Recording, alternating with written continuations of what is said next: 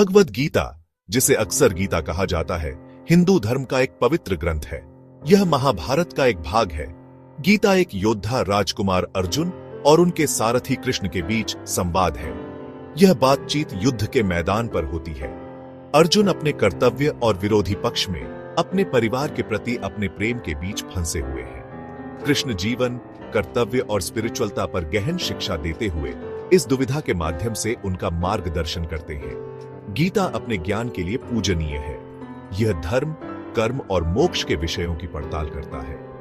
इसकी शिक्षाएं सभी रिलीजनों और पृष्ठभूमि के लोगों के साथ प्रतिध्वनित होती हैं। गीता का संदेश कालातीत है, जो जीवन की जटिलताओं को नेविगेट करने के लिए मार्गदर्शन प्रदान करता है।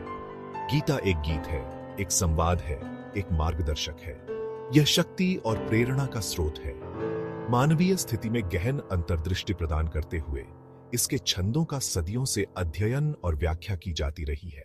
गीता के सबसे अधिक उद्धृत और अक्सर गलत समझे जाने वाले वर्सों में से एक है ये यथा मां प्रपद्यन्ते तांस्तथैव भजाम्यहम्, गीता 4:11। इस श्लोक का अनुवाद अक्सर इस प्रकार किया जाता है कि वे मेरे पास कैसे भी आते हैं, मैं उन्हें वैसा ही फल देता हूं। कुछ लोग इसका अर्थ यह लगाते हैं कि सभी रास्ते एक ही मंजिल की ओर ले जाते हैं।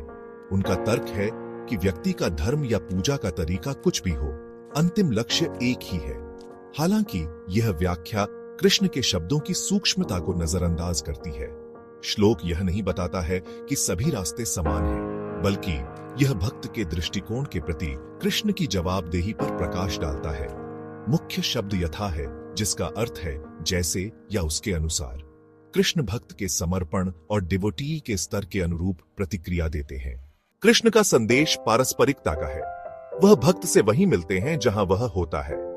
यदि कोई भक्त आधे अधूरे मन से डिवोटी करता है तो उसे उसी के अनुरूप फल मिलेगा। यदि वे पूर्ण समर्पण के साथ आते हैं तो वे कृष्ण की कृपा की परिपूर्णता का अनुभव करेंगे। गीता आध्यात्मिक साधना में इरादे और प्रयास के महत्व पर जोर देती है। केवल दिखावे के लिए कुछ करना ही काफी नहीं है। भक्त का हृदय लगा होना चाहिए। उनके कार्य उनकी आकांक्षाओं के अनुरूप होने चाहिए।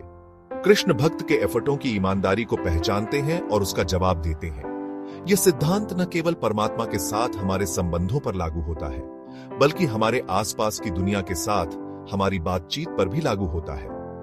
हमें वही मिलता है जो हम देते हैं। अगर हम दूसरों के साथ दया और करुणा से पेश आते हैं तो हमें बदले में दया और करुणा मिलने की संभावना अधिक होती है।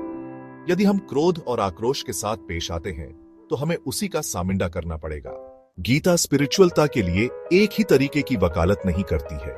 यह मानती है कि व्यक्तियों के स्वभाव, इंक्लिनेशंस और आकांक्षाएं अलग अलग होती हैं। यह इन विविध आवश्यकताओं के अनुरूप कई तरह के रास्ते प्रदान करता है। कुछ मार्ग जैसे कर्म योग निस्वार्थ कर्म पर जोर देते हैं। अन्य जैसे ज्ञान योग ज्ञान और बुद्धि की खोज पर ध्यान केंद्रित करते हैं। डिवोटी योग ईश्वर के प्रति डिवोटी और प्रेम पर जोर देता है, और ध्यान योग आंतरिक शांति और स्पष्टता के लिए ध्यान के अभ्यास की शिक्षा देता है। प्रत्येक पथ के अपने अभ्यास, अनुशासन और लक्ष्य होते हैं। गीता यह नहीं बताती है कि एक मार्ग दूसरे से श्रेष्ठ है, बल्कि यह व्यक्तियों को उस मार्ग को चुनने के लिए प्रोत्साहित करता है जो उनके स्वभाव और आकांक्षाओं के साथ सबसे अच्छा प्रतिध्वनित होता है। कुंजी एक रास्ता चुनना और ईमानदारी और समर्पण के साथ उसके प्रति प्रतिबद्ध रहना है। युद्ध के मैदान के बीच अर्जुन का हृदय संदेह और भ्रम से भारी है। वह एक योद्धा के रूप में अपने कर्तव्य और अपने परिवार और दोस्तों के लिए अपने गहरे प्रेम के बीच फंसे हुए हैं। यह गहन आंतरिक संघर्ष का क्षण है, एक सच्ची दुविधा है। अर्जुन ज्ञान चाहता है, इस अशांत रास्ते को नेविगेट करने के लिए मार्गदर्शन की लालसा रखता है। उसकी आत्मा स्पष्टता के लिए, सही चॉइस करने की शक्ति के लिए चिल्लाती है। ज्ञान की यह खोज केवल अर्जुन की यात्रा नहीं है, यह एक सार्वभौमिक खोज है जो हम में से प्रत्येक के साथ प्रतिध्वनित होती है, क्योंकि हम सभी अपनी अपनी लड़ाइयों का सामिंडा करते हैं और समझ की रोशनी चाहते हैं। तो भगवद गीता में कृष्ण कर्म और अकर्म के बीच गहरा अंतर बताते हैं। उनका कहना है कि केवल शारीरिक काम से दूर रहने का मतलब सच्चा अकर्म नहीं है। सच्चा अकर्म परिणामों से लगाव के बिना काम करने से आता है। यह ऐसा है जैसे आप जानते हैं, व्यक्तिगत लाभ की इच्छा के बिना निस्वार्थ भाव से कर्तव्यों का पालन करना। यह कर्म योग का सार है, निस्वार्थ कर्म का मार्ग। इस सीन में कृष्ण हर प्राणी के अंदर के दिव्य सार को प्रकट करते हैं। वह इस बात पर जोर देते हैं कि सच्चा स्व या आत्मा शाश्वत है और भौतिक अस्तित्व से परे है। और वह त्याग के बारे में बात करते हैं, लेकिन सभी कार्यों को छोड़ देने के अर्थ में नहीं, बल्कि यह अहंकार और इच्छाओं को त्यागने के बारे में है। गौड़ीय इच्छा के आगे समर्पण करके ही व्यक्ति सच्ची शांति और मुक्ति प्राप्त कर सकता है। यह वास्तव में एक परिवर्तनकारी एहसास है। कृष्ण द्वारा वर्णित ध्यान आत्म साक्षात्कार के लिए एक पावरशाली उपकरण है। वह इस बात पर प्रकाश डालते हैं कि अनुशासित ध्यान के माध्यम से व्यक्ति मन और इंद्रियों को नियंत्रित कर सकता है, जिससे आंतरिक शांति मिलती है। यह केवल मौन में बैठने के बारे में नहीं है, यह मन को ईश्वर पर केंद्रित करने और गहन आंतरिक संबंध की स्थिति प्राप्त करने के बारे में है। कृष्ण कहते हैं कि ध्यान के नियमित अभ्यास से गहन आध्यात्मिक विकास हो सकता है।